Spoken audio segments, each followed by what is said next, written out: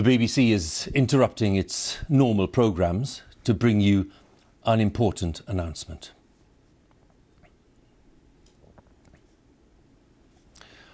This is BBC News from London. Buckingham Palace has announced the death of Her Majesty Queen Elizabeth II. In a statement, the palace said the Queen died peacefully at Balmoral this afternoon. The King and the Queen Consort will remain at Balmoral this evening and will return to London tomorrow. BBC Television is broadcasting this special programme reporting the death of Her Majesty the Queen.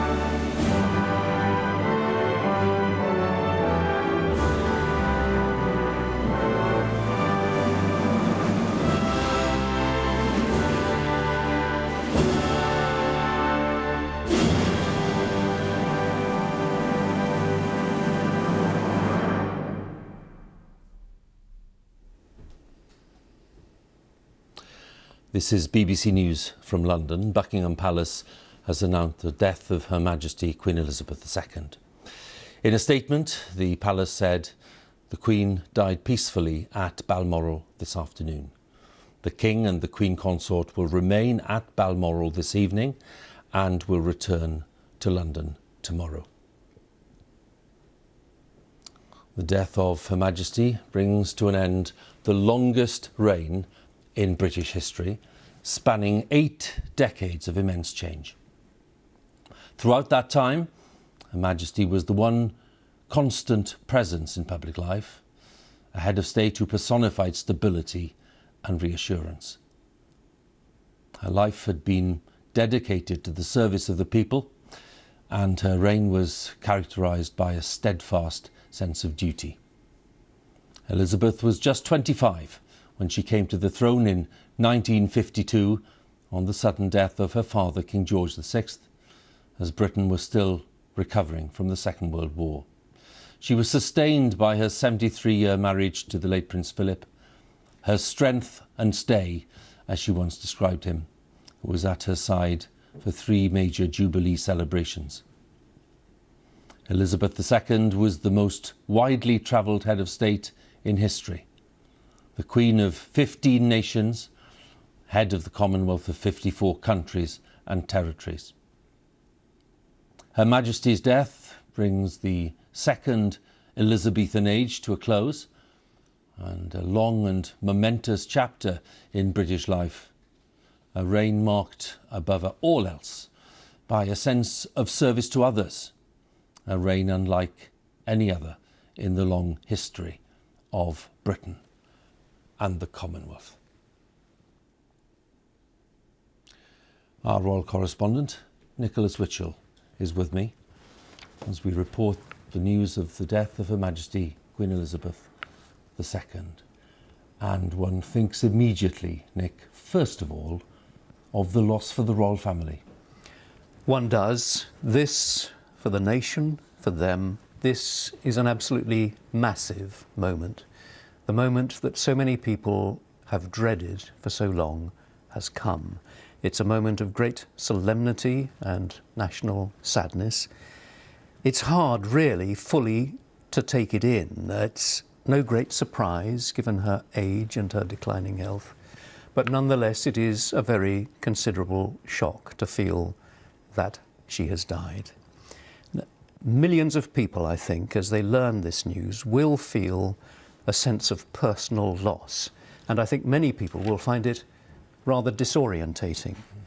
Let's just understand this moment. It isn't just the death of the longest lived, longest reigning monarch in British history, a monarch who has been there in the background to our lives for most of us, for all of our lives. It is the end of what I think history will judge to have been one of the most remarkable reigns in the 1,000-plus years of the British monarchy, a reign which will be remembered and talked about in years to come. Now, whether you are a monarchist or not, and we know, as we've said this afternoon, that not everyone is, she was a monarch who earned the widest possible respect here in the United Kingdom and throughout the world. It's the end of the reign of Elizabeth II, a monarch who always put duty first, who brought dignity and decency to the highest office in the land, who embodied the best of qualities, who's been a focus for national unity and identity, and who has been the still, calm centre of stability and reassurance to this nation and the other nations of which she has been head of state for more than 70 years, while so much around her has changed. She has been a distillation of our national identity. She has been constant in an ever-shifting world, constant, steadfast, dependable, dutiful.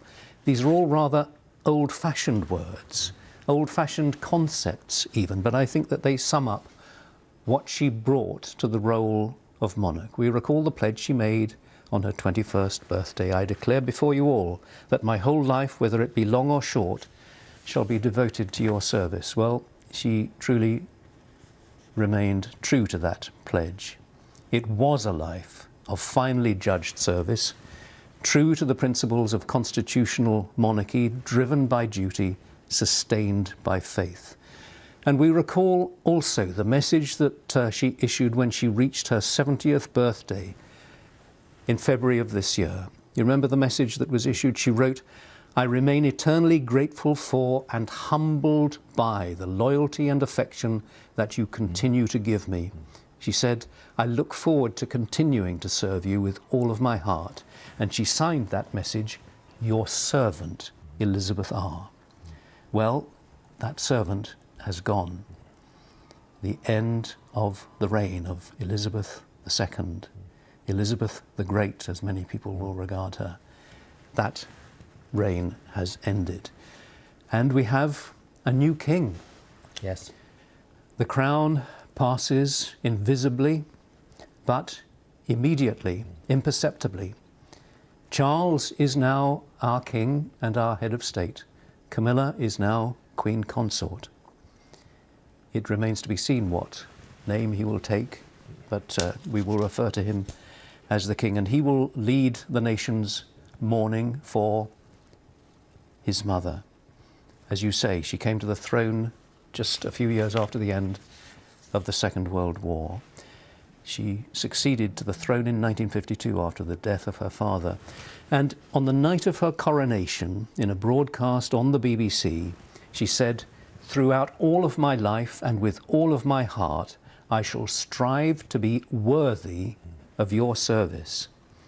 And as that message, and as the message she issued on the 70th anniversary of her accession showed, if there is one word that I think is the key to the success of her reign, I would suggest it's not actually duty, the word which is normally associated with her, it's humility. Because for all of the grandness of her position, here is the coronation, the